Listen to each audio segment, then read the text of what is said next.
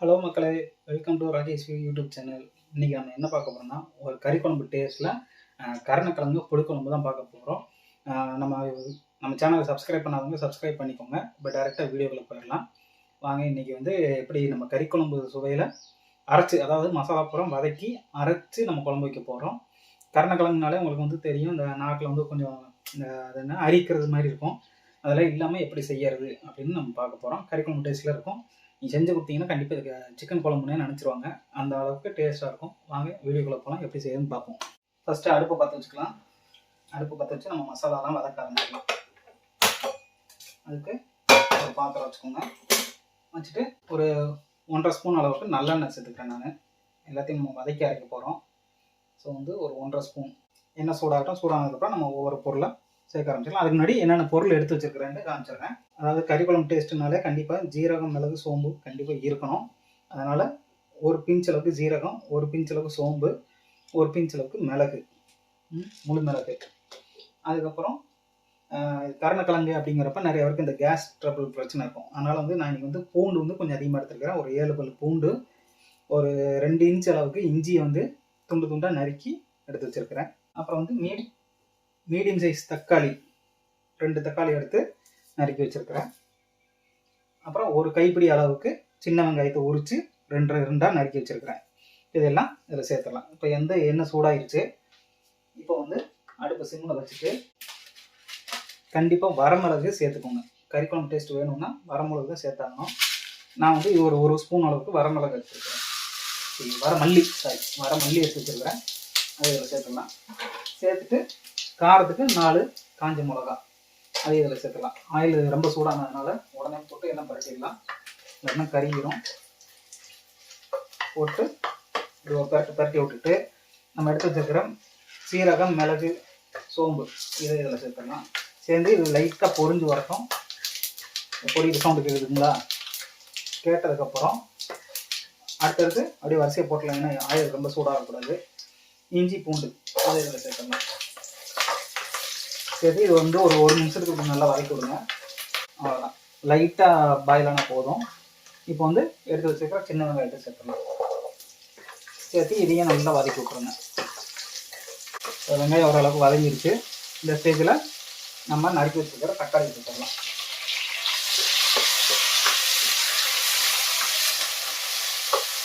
இப்போ தக்காளி பார்த்திங்கன்னா ஓரளவுக்கு வதங்கிடுச்சு. இப்போ வந்து நம்ம வந்து துருவின தேங்காய் வந்து 1 கப்பு அளவு எடுத்து வச்சுருக்கிறேன். தேங்காய் எடுத்து துருவி 1 கப்பு, சரிங்களா? ஒரு 1/4 கப்புன்னு வைங்க. அந்த அளவுக்கு தேங்காய் எடுத்து வச்சுருக்கிறேன். அதையும் இதில் சேர்த்துடலாம். சேர்த்து நல்லா பொன்னிறமாக வர்ற அளவுக்கு வதக்கலாம். பார்த்திங்கன்னா நல்லா மசாலா வந்து நல்லா வதங்கிடுச்சு. எல்லாமே தேங்காய், தக்காளி, வெங்காயம், பூண்டு எல்லாமே நல்லா வதங்கி அந்த பச்சை வாசனைலாம் போயிடுச்சு. இப்போ அடுப்பு ஆஃப் பண்ணிடலாம். அடுப்பு ஆஃப் பண்ணிவிட்டு இது வந்து நல்லா ஃபேனில் ஆற வச்சு மிக்ஸி ஜாரில் போட்டு நல்லா அரைச்சிக்கலாம். இப்போ இது வந்து நல்லா ஆறட்டும். நம்ம அதுக்குள்ளே வேக வச்ச கருணக்கிழங்கு தோல் உரித்து கட் பண்ணி எடுத்துக்கலாம். இது வந்து ஃபேனில் ஆறட்டும். அடுப்பு பற்ற வச்சிடலாம். மசாலா எல்லாம் அரைச்சாச்சு. அடுப்பு பற்ற வச்சு பாத்திரம் வச்சிடலாம். வச்சுட்டு மறுபடியும் நல்லெண்ணெய் 1 ஸ்பூன் மட்டும். இப்போ எண்ணெய் சூடாகிடுச்சு. இப்போ வந்து நம்ம வந்து பெருங்காயத்தூள் லைட்டாக சேர்த்துக்கலாம். ஏன் அப்படின்னா கருணக்கிழங்கு இல்லையா, லைட்டாக. ஓகே, அவ்வளோதான். அப்புறம் தாளிப்புக்கு கடுகு உளுந்து போட்டுக்கிறேன் நான்.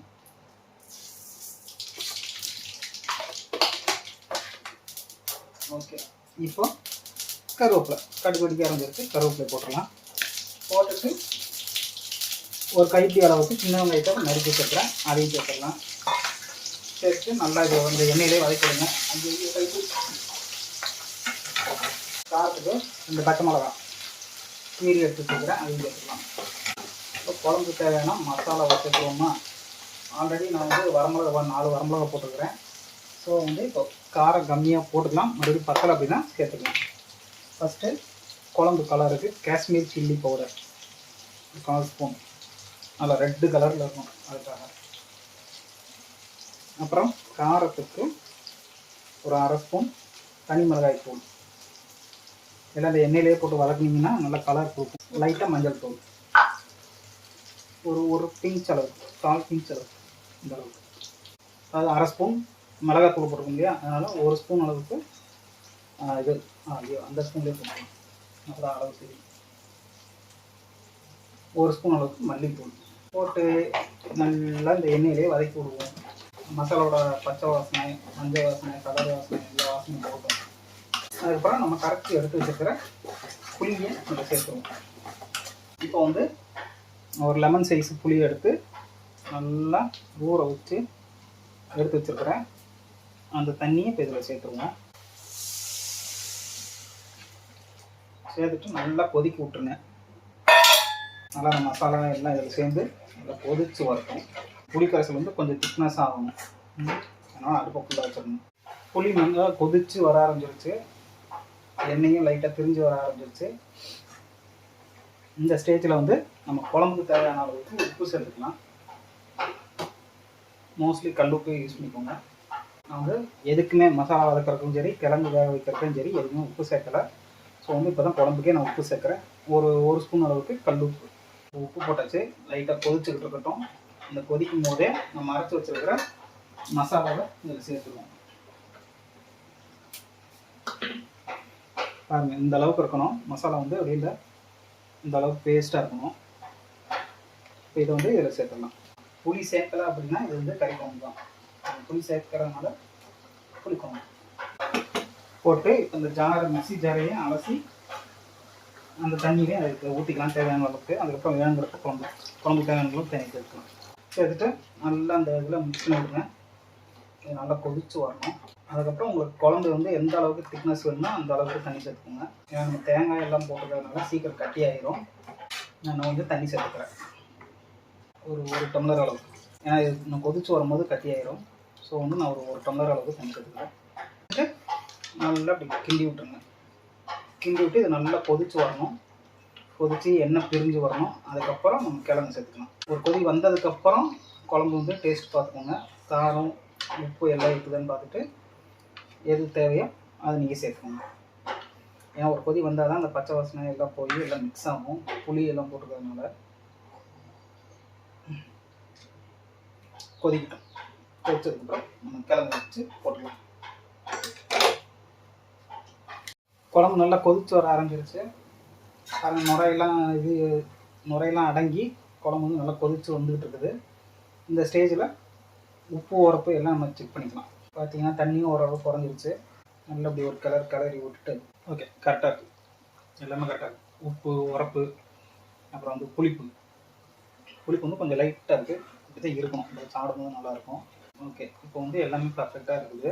இப்போ என்ன பண்ணிடணும், அடுப்பை சிம்மில் வச்சுருங்க. அடுப்பை சிம்மில் வச்சுட்டு இந்த கிழங்கெல்லாம் நம்ம போட்டுடலாம். ஏன்னா கிழங்கு வந்து ஆல்ரெடி நல்லா வெந்திருக்கு. இந்த சைஸுக்கு நறுக்கி வச்சுக்கோங்க, அப்போ தான் வந்து குலையாது. சரிங்களா? கிழங்கு வந்து சின்ன சின்ன கிழங்காக நறுக்கி போட்டிங்கன்னா குழஞ்சிரும். இந்த அளவுக்காச்சு உருளைக்கிழங்கு சைஸு ஓகேவா நறுக்கி போட்டுருங்க. போட்டு இது ஒரு 5 நிமிஷம் இல்லை ஒரு 10 நிமிஷம் அப்படியே லோ ஃப்ளேம்லேயே எரியட்டும். குழம்பு நல்லா கொதித்து எண்ணெயெல்லாம் திரிஞ்சு வரணும். வந்ததுக்கப்புறம் அடுப்பு ஆஃப் பண்ணிடலாம். ஒரு தட்டை போட்டு லைட்டாக மூடி வச்சுருங்க.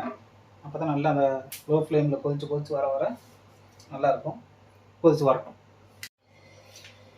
மக்களை இப்போ வந்து ஒரு 10 நிமிஷமாக லோ ஃப்ளேமில் கொதிச்சுக்கிட்டு இருக்குது.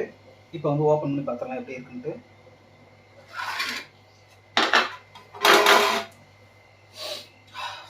பாருங்கள், சூப்பராக அந்த எண்ணெயெல்லாம் திரிஞ்சு குழம்போட கலர் வந்து மாறிடுச்சு பாருங்க. தெரியுதா? தெரியுது. லைட்டாக இப்படி மீன் குழம்பு எப்படி கலர் ஆகுமோ அந்த மாதிரி கலரி பார்க்கணும். இல்லைன்னா கிழங்குலாம் உடஞ்சிடும். பார்த்தீங்களா திக்னஸ் இந்த அளவுக்கு ஆயிடுச்சுன்ட்டு. அவ்வளோதான், குழம்பு தயார். எண்ணெயெல்லாம் திரிஞ்சு அப்படியே கலர் வேறு லெவலில் இருக்குது.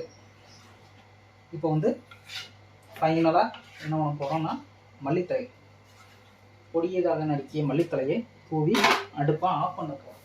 புதுசாக நறுக்கின மல்லித்தழை அப்படியே மலைச்சாரல் தூவி விட்டு அவ்வளோதான், குழம்பு தயார். இப்போ என்ன பண்ண போகிறோம்னா இதை ஆஃப் பண்ணிவிட்டு ஒரு 5 நிமிஷம் அப்படியே ரெஸ்ட்டில் விட்டுறோம். தட்டை போட்டு நல்லா மூடி வச்சுருங்க. இப்போ வந்து பார்த்திங்கன்னா இந்த மல்லித்தலையோட எசன்ஸு எல்லாம் வந்து குழம்புல இறங்கி வேறு லெவலில் டேஸ்ட் ஆகிடும். அவ்வளோதான் இந்த வீடியோ பிடிச்சிருந்துச்சுன்னா லைக் பண்ணுங்கள், ஷேர் பண்ணுங்கள், முக்கியமாக சப்ஸ்கிரைப் பண்ணுங்கள். Rajesh view 6808 channel name. Suppose உங்கள் ஃப்ரெண்டு யாருக்காவது ரெஃபர் பண்ணுறீங்க அப்படின்னா சேனலோட நேம் ராஜேஷ் வியூ 6808 இருக்கும். அந்த சேனலில் சப்ஸ்கிரைப் பண்ண சொல்லுங்கள். ஓகேங்களா? இன்னும் நெக்ஸ்ட்டு அடுத்து இன்னொரு வீடியோவில் பார்க்கலாம். Tata, bye bye.